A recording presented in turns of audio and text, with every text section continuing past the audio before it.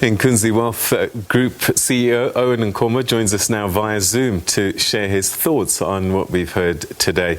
Owen, always good to talk to you. Thanks so much indeed for joining us. Thank you for having me again, Bravita, and good evening to the viewers. All right, so nobody expected a change in the monetary policy's view on the interest rate, but if you were sitting on that committee, what would you have told the committee? Well, look, I think I probably would have voted as well to not increase the interest rates, and at the same time, I am aligned with their views that we need to continue to watch the pricing, the inflation price, and that's currently starting to emerge in the country. We are seeing inflation starting to push up, and the reasons obviously being the higher energy costs, the higher food costs, and I think that I certainly would have started to say, okay, we need to be very cautious, but because the economy is not yet in full recovery mode, I would have also said maybe we can afford to wait a little bit, maybe to see how things look by the end of the year or maybe early next year, because we need to see more growth coming through in order for us to start having any semblance of hope that the inflation challenge will be dealt with without necessarily pushing interest rates higher. All right, so you don't think it's a risk? Because me as a ordinary citizen, when I hear the word inflation, I get worried because I know for sure my salary is not going up at the same rate, which means my purchasing power is decreasing. So are we safe going forward in the short term that we're not going to feel it in our pockets? No, look, I think we are safe in as far as there is consistency in the Reserve Bank's interest rate setting policy. They've got a 3 to 6% band they want to maintain. And I think as long as inflation is in that range, we can expect that the Reserve Bank is not going to be very aggressive to push interest rates higher. But obviously, when it comes to a personal level, many people haven't been getting salary increases for many, many years. And in some cases, it's more than 5 years they've been getting raises. So their earning power is obviously being depleted. Inflation going up certainly means that you're now getting 4.9% per year, less than you were getting last year. And so it is very important that employers and at the same time, policymakers take into cognizance the very negative power of high inflation. But I'm confident that the Reserve Bank will always make the right decisions based on the prevailing set of data that they analyze when they make their decisions, Brapita. When we talk MPC, most of us think that the job of the MPC really is more about managing inflation, but they are cognizant of the effects of their decisions. And what would their thinking be about economic recovery and what South Africa can do given the decisions they make? Look, I think that the best thing they can do to aid the economy through Peter is the instruments that are at their disposal. And we're talking about the monetary policy instruments. Anything outside of that, you need the government through this fiscal policy side of things to help, the good governor also achieve some of the required, inputs into the growth metrics in the country. So there's not much he can do about how the budget is spent because that is a minister's responsibility. But he can only give or express his concerns when, money is being abused and things like that. We can talk about, how we need to restrain our expenditure, how we need to make sure that our debt levels don't continue increasing at the expense of, projects that might need that money. That money might find itself going into servicing higher interest costs. So it is very important for us to understand the role that the MPC plays relative to the role that some people out there might want it to play from a creating jobs types of perspective. I think that already by decreasing interest rates, they're creating an enabling environment for business to create more jobs and recover the economy. All right, so yes, there's definitely lots of internal factors to consider when they sit and make these decisions. Like you say, food inflation and fuel inflation as well. I believe motor vehicles was a factor.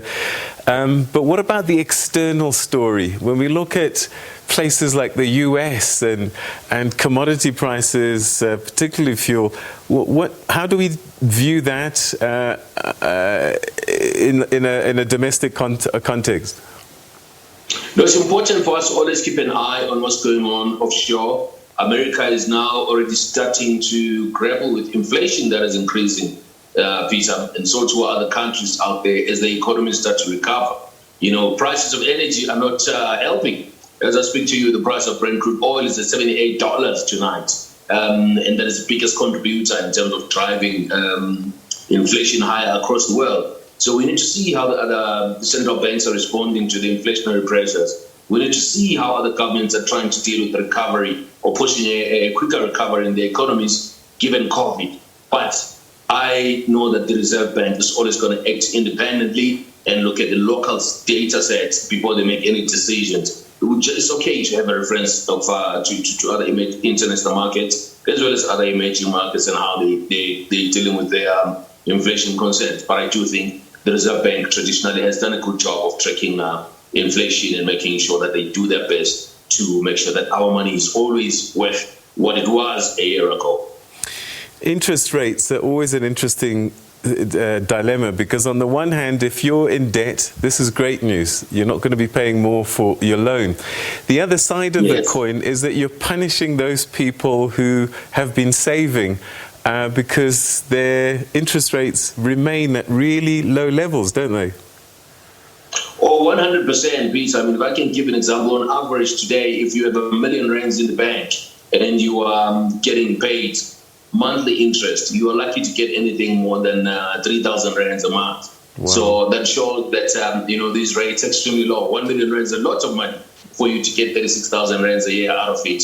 But at the same time, this is why people need to get very good investment managers and financial advisors to guide them and give them the right mix of products to use in a low interest rate environment, which will help them get better returns for their money. So typically, what sort of things, when I hear the Reserve Bank governor saying we're keeping interest rates on hold, I've got all this cash, what must I do? So if you're sitting on cash, I mean, I think it's a relatively difficult one, Peter, because global markets have pushed up to levels that we think the markets have overheated, and at some point, the markets are going to come back. We're worried about China.